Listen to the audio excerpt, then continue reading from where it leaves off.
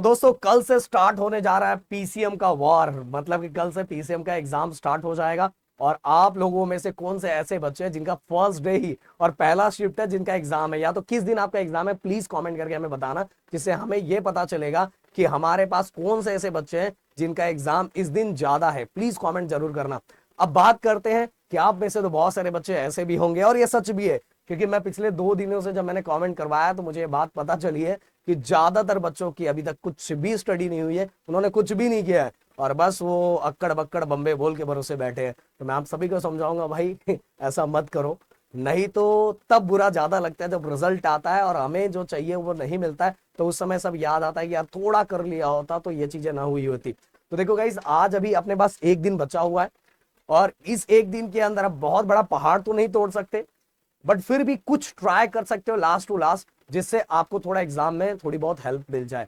अब बात करते हैं, आपके पास फिजिक्स, केमिस्ट्री, मैथ, ये 3 सब्जेक्ट है और ये तीनों सब्जेक्ट के अंदर सबसे ज्यादा जो वेटेज है आपके पीसीएम में वो है मैथ का।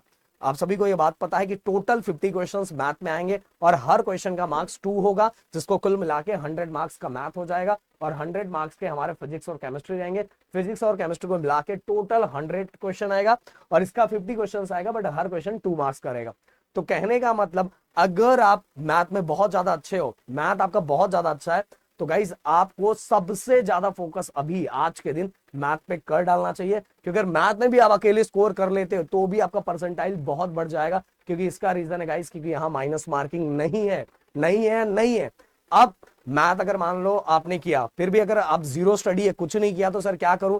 देखो गाइस, मैं आपको समझाना चाहूंगा, अब ज्यादा वादा कुछ करने मत जाओ। अब सिंपल सी बात है, 23 ओनली 23 का जो भी एग्जाम्स में जो क्वेश्चंस आए थे हर शिफ्ट में, बस उसके ही क्वेश्चंस करो, उससे रिलेटेड जो फॉर्मूले पूछे उनको लर्न करो, उनकी उनसे रिलेटेड चीजों की प्रैक्टिस करना स्टार्ट करो और उससे ज्यादा कुछ मत करो जिसका कुछ भी नहीं हुआ है।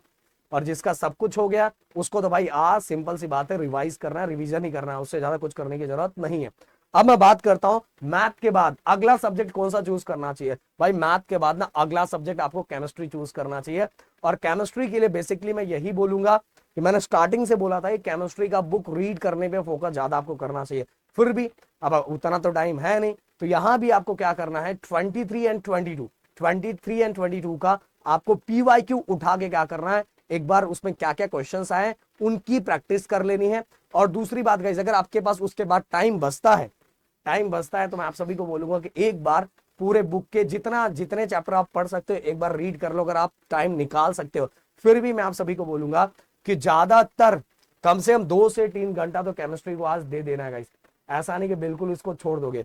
अगर आपका मैथ हो गया, सबसे पहले मैथ, अगर कुछ नहीं हो तो सबसे पहले मैथ, देन इसके बाद केमिस्ट्री, और अगर ये दोनों हो जाता है देन इसके बाद बढ़ना है आपको फिजिक्स की तरफ तब बढ़ना है। क्योंकि गाइस मैं गारंटी बोल रहा हूं, कल का जो ट्रेंड आने वाला है वो ट्रेंड यही आएगा कि फिजिक्स सबसे ज्यादा डिफिकल्ट होगा, केमिस्ट्री जो हमारा मैथ होगा वो मॉडरेट लेवल पे होगा, केमिस्ट्री सबसे सिंपल होगा। या तो दोनों में से कुछ चेंजेस हो सकता है, बट फिजिक्स ज्यादातर बच्चों का डिफिकल्ट ही जाता है। इसका रीजन तो मैंने बार बार बताया, इसलिए मैं आपको समझा रहा हूं कि सबसे, अगर ये आपको कुछ नहीं हो तो सबसे लास्ट में फिजिक्स पे जाओ। और फिजिक्स पे आपको क्या करना है, फिजिक्स पे ऑलरेडी मैंने इतने सारे वीडियोस बनाए हैं, उनको जाके फटाफट फटाफट फटाफट भगा के देख सकते हो, जिससे आपके फॉर्मूले अपने आप रिवाइज हो जाएंगे, सब चीजें, क्योंकि ऑलरेडी मैंने वहां सब कुछ करवाया है।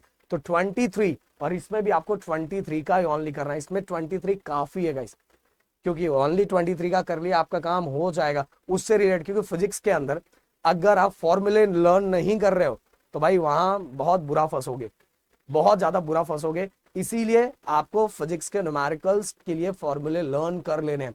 बट अगर आप मैथ और केमिस्ट्री भी कर लेते हो बिना, अगर आपका कुछ नहीं हुआ है फिर भी आपने बहुत हद तक अगर मैथ और केमिस्ट्री कर लिया तो भी एक अच्छे परसेंटाइल तक पहुंच जाओगे।